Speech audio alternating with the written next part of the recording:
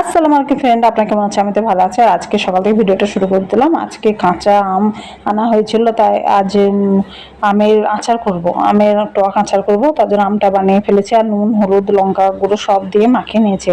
এবার মাখিয়ে এই টেরেতে ঢেলে নিলাম। এটা রোদে মেলে দেবো, আর রোদে শুকিয়ে গেলে আমের আচারটা তারপর করে নেব।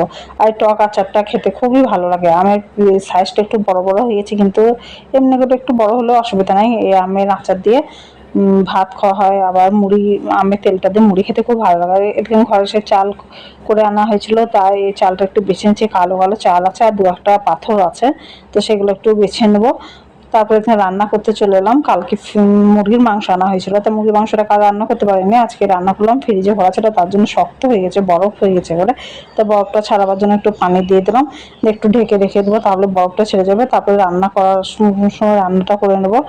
আর এখানে সব বরফটা ছেড়ে গেছে, সব খুলে খুলে গেছে। আর এবার রান্না করে নেবো। আজকে ভাবছি কষা কষা মুরগির মাংস করবো। আর এদিকে কষা কষা করছে, অল্প পানি দেবো, দিয়ে কষা কষা মুরগির মাংস করবো। কারণ কালকেকার মুরগির মাংস তো, তার জন্য একটু কষাই করবো, তাহলে ভালো লাগবে। আর ভাতে নিয়ে চলে এসেছে মুরগির কষা কষা মাংস, আলু আর পটল ভাজা করেছিলাম, এটা দিয়েই ভাতটা খেয়ে দেখবো। আর খুব ভালো হয়েছিল আজকে মুরগির মাংসটা, খুবই ভালো হয়েছিল।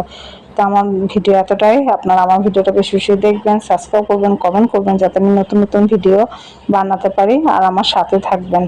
আজকে সত্যি ভাতটা খুবই ভালো লাগছে খেতে, এত টেস্টি হয়েছিল।